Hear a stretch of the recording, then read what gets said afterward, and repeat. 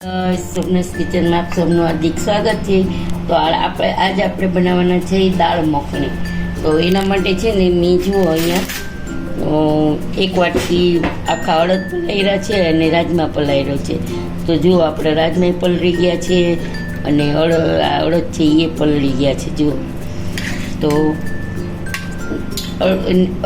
જે એક વાટકી અડદ આખા અડદ છે અને એથી અડધા ચોથો ભાગ આપણે આ રાજમા છે.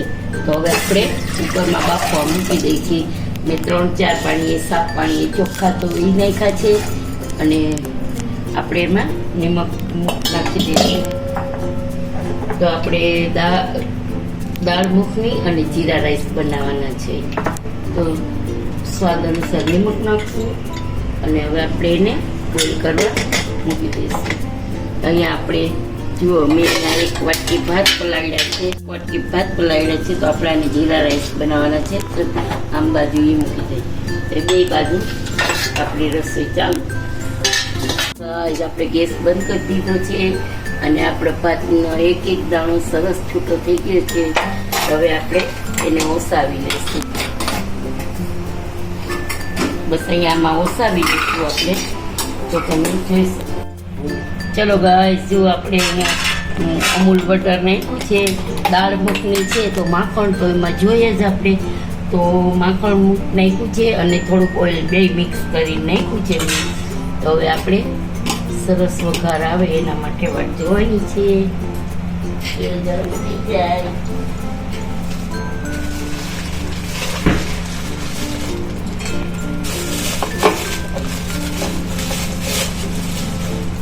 આપણું તેલ આવી ગયું છે.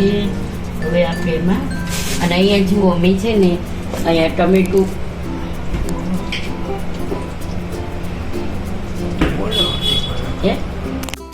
તો જુઓ અહીંયા મેં 2 ટમેટા એકદમ બારીક ચોપ કરી લીધા છે. અહીંયા 2 પ્યાજ એકદમ બારીક ચોપ કરી લીધી છે. કઢી પત્તા છે, લસણની ચૂંટણી છે, આદુ મરચાંની પેસ્ટ છે. તો અહીંયા આપણે આ જે માખણ ને જે ઓઇલ હતું એ આવી ગયું છે. તો એમાં આપણે જીરું નાખશું.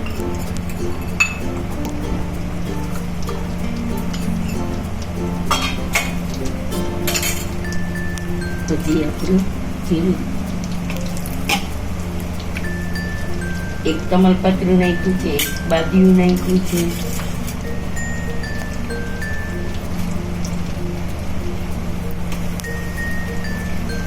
આપણે એક નાની ચમચી હિંગ, પહેલાં આપણે પ્યાજ નાખશું, પછી આદુ મરચાંની પેસ્ટ, પછી લસણની ચટણી અને આ કઢી પત્તા બધું એકી સાથે આપણે વારાપટ્ટી નાખ્યું છે. અને આમ બાજુ આપણી દાળ બફાઈ ગઈ છે એટલે હવે કુકર ખોલવાનું છે, જોયું નથી. તો આપણે આ એકદમ ડુંગળીને સોતે કરી લઈ.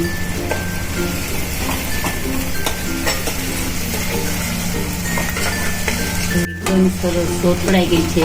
તો હવે આપણે એમાં ટમેટાને ઉમેરી દઈશું. તો આ ટમેટાને ને ડુંગળીને પ્યાજને એકદમ આપણે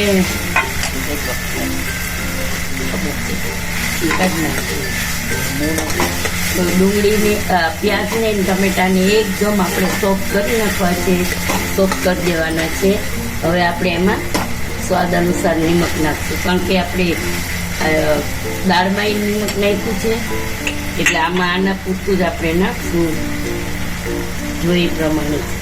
અને બટર હતું એ તૈયાર હતું અમૂલ બટર એટલે એમાં નિમક હોય એટલે જોઈ પ્રમાણે નિમક આપણે ઉમેરશું.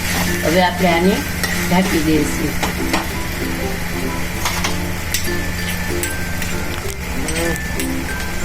તો આપણી દાળ એકદમ સરસ બફાઈ ગઈ છે અને દાણોય છે જુઓ એકદમ મેશ કરવાથી સરસ થઈ જાય છે. તો હવે આપણે આ ઝેણીથી થોડું ચલાવી લઈશું.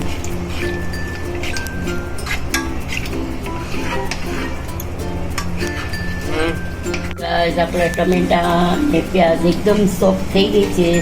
તો હવે આપણે બધો મસાલો કરી દઈએ. તો તમારા ઘરમાં જે પ્રમાણે તીખું ખાતા હોય એ પ્રમાણે તીખું બનાવવાનું. મેં બહુ નથી કર્યું. આદુ મરચાંની પેસ્ટ નાખી છે, હળદર નાખશું, ધાણા જીરું નાખશું. હવે આપણે એને ચલાવી લઈશું.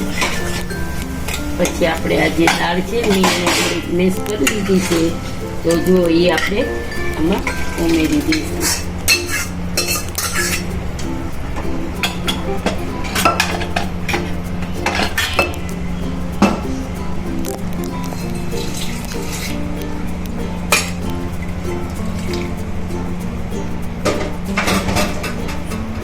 તો જો આપણી દાળ મખનીનો કલર મસ્ત આવ્યો છે. હવે એને આપણે થોડીક વાર ઉકળવા દઈશું. થોડીક વાર ઢાંકી દઈ અને ગેસની ફ્લેમ સ્લો કરી દઈશું. અહીંયા આપણે જીરા રાઈસ બનાવવાનો છે, તો એના માટે મેં ઘી મૂક્યું છે.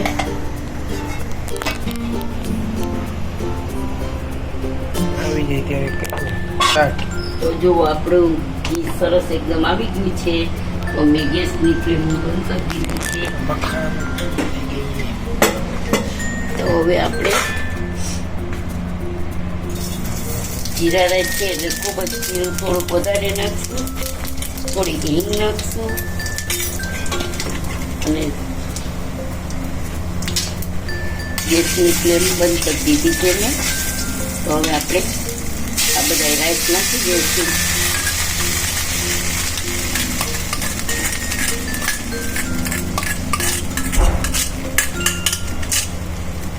તો હવે એને હળવા હાથે આપણે ચલાવી લઈશું. તો જુઓ ગાઈસ, આપણે જીરા રાઈસ એકદમ ચલાવી લીધા છે અને આપણો દાણો એકદમ છૂટો સરસ છે. તો હવે આપણે એને બહાર મૂકી દઈશું. અહીંયા આપણી દાળ જોઈ લઈએ આપણે.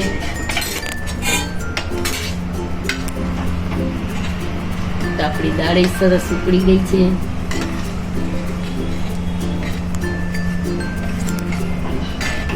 ઓઇલ ચોખ્ખું પડી ગયું છે. આપણે ગરમ મસાલો એમાં નાખી દઈએ.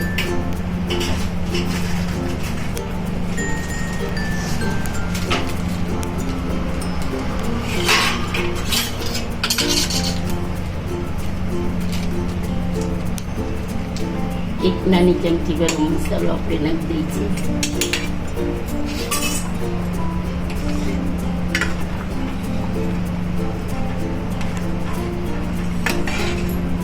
હજી થોડીક ઉકાળવાની જરૂર છે, તો ભલે ઉકળે 2 મિનિટ માટે. તો ચાલો જોઈ લઈએ આપણે કે આપણી જો આપણે એકદમ ઓઇલ છૂટી ગયું છે, તો એકદમ સરસ થઈ ગઈ છે. તો ગેસ ઓફ કરી દઈ છીએ અને આપણે ઠંડી થાય એટલે થોડીક મલાઈ નાખવાની છે. તો પછી આપણે મલાઈ નાખી દઈશું.